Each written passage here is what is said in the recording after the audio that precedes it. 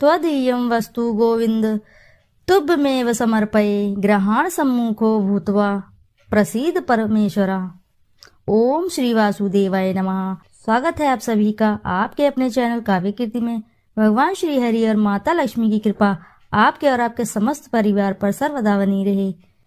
दोस्तों, आज मैं बात करूंगी कि आप भगवान विष्णु और माता लक्ष्मी के समक्ष आप बस एक छोटा सा कार्य अवश्य करें, जिससे आपके घर में कलह कलेश चल रहे हैं या फिर घर में किसी भी कारण सुख शांति नहीं आ रही है, तो इसके लिए आप एकादशी के दिन क्या ऐसा छोटा सा काम करें जिससे माँ लक्ष्मी और भगवान विष्णु दोनों ही प्रसन्न होकर आपके घर में सर्वदा अपार खुशियां बरसाएंगे। तो आगे बढ़ने से पहले दोस्तों, यदि वीडियो आपको अच्छी लगती है तो वीडियो को जरूर लाइक करें। आपका एक लाइक और कमेंट मुझे प्रेरणा देता है ऐसी ही नई नई जानकारी लाने के लिए। और आपने अभी तक चैनल को सब्सक्राइब नहीं किया है तो जरूर कर लीजिए और अपनी सच्ची श्रद्धा से एक बार जरूर लिख दें जय श्री हरि जय माँ लक्ष्मी। आज मैं बात करूंगी शर्तिला एकादशी व्रत 2024 में माघ माह में कृष्ण पक्षी एकादशी तिथि को मनाया जाने वाला व्रत शर्तिला एकादशी व्रत के नाम से जाना जाता है। इस व्रत को श्री हरि विष्णु का आशीर्वाद पाने के लिए भक्तों द्वारा किया जाता है। इस व्रत को पाप हारिणी के नाम से भी जाना जाता है। ऐसा माना जाता है इस व्रत को करने से सारे पापों से मुक्ति मिल जाती है। साथ ही जितना पुण्य कन्यादान, स्वर्ण दान और हजारों वर्षों की तपस्या से मिलता है, उतना ही पुण्य इस व्रत का पालन करने मात्र से मिल जाता है। इसके अलावा घर में सुख शांति बनी रहती है। उपासक को मनुष्य लोक के सभी सुखों की प्राप्ति होती है और अंत में मोक्ष का भागीदारी हो जाता है। माघ माह को भगवान श्री हरि विष्णु का सबसे अति प्रिय महीना बताया गया है। इसी महीने में शर्तिला एकादशी व्रत का पालन किया जाता है। इस दिन जो भी उपासक भगवान विष्णु की सच्चे मन से उपासना करता है, उसे मनवांछित फल की प्राप्ति होती है। आज के दिन दान पुण्य करने का विशेष महत्व है। आज के शुभ दिन पर अगर आप तिल का दान करते हैं तो इसे अत्यंत लाभकारी बताया गया है। पद्म पुराण के अनुसार इस पवित्र दिन का अगर आप तिलों से ही स्नान तर्पण और विधि विधान से करते हैं तो इसका आपको अच्छा लाभ मिलता है। आज के दिन तिल को आप अपनी दिनचर्या में शामिल कर लें। जहां तक हो सके हर कार्य में तिल का इस्तेमाल करें। तिल के प्रयोग के कारण ही इसे शर्तिला एकादशी कहा जाता है। इस एकादशी को पुण्य कार्य और ईश्वर के प्रति समर्पित होने का सबसे महत्वपूर्ण दिन माना जाता है। शर्तिला एकादशी का नाम ही तिल के शब्द से जुड़ा हुआ है। शर्तिला पर तिल का महत्व वो सर्वव्यापक है और हिंदू धर्म में भी तिल को बहुत ही पवित्र माना गया है। कोई भी पूजा तिल के बिना अधूरी होती है। शर्तिला पर तिल का 6 प्रकार से प्रयोग किया जाता है। इस खास अवसर पर जगत के पालनहार विष्णु की पूजा आराधना की जाती है और व्रत का संकल्प करते हैं। और इनकी पूजा आराधना करने से साधक के जीवन की सभी पाप कर्म नष्ट हो जाते हैं और जीवन सुखमय बन जाता है। दाम्पत्य जीवन सुखमय रहता है और आने वाले भविष्य में इस व्रत को करने वाले साधक को कभी भी कोई भी किसी कठिनाई का सामना नहीं करना पड़ता है। उनके जीवन से समस्त परेशानियों का स्वतः ही अंत हो जाता है।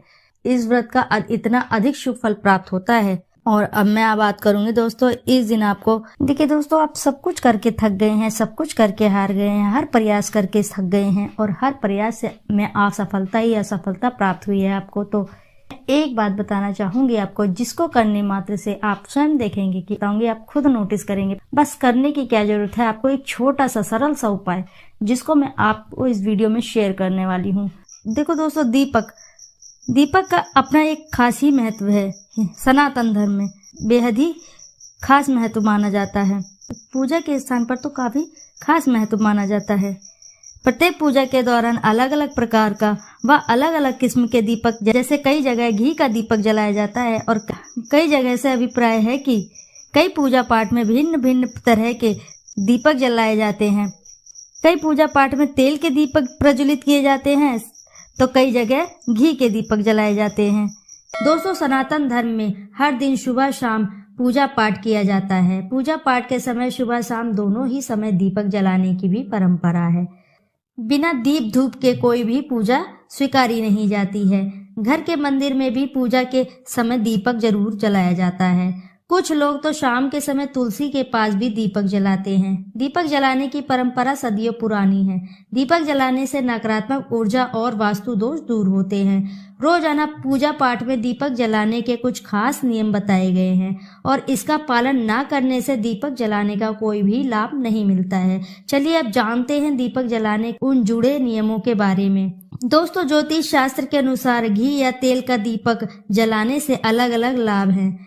यदि आप पूजा में घी का दीपक जला रहे हैं तो हमेशा अपनी बाईं ओर रखना चाहिए। पूजा पाठ में यदि तेल का दीपक जला रहे हैं तो उसे अपने हाथ के हमेशा दाईं तरफ रखनी चाहिए।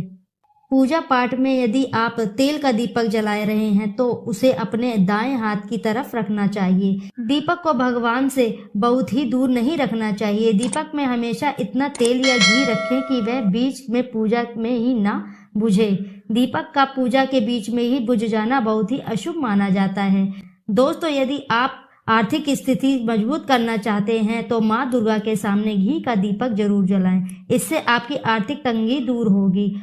तो दोस्तों, हिंदू शास्त्रों में दीपक के कुछ चमत्कारिक उपाय भी बताए गए हैं जो व्यक्ति के जीवन से दुखों का अंधेरा दूर कर खुशियों की रोशनी लाते हैं। राहु केतु जंती दोष के कारण नींद की समस्या बनते हैं, काम बिगड़ जाने की समस्या, बुरे कर्म की तरफ खिंचाव पड़ने लगता है। ऐसे में सुबह शाम अलसी के तेल का दीपक जलाने से राहु केतु दोष से मुक्ति मिलती है।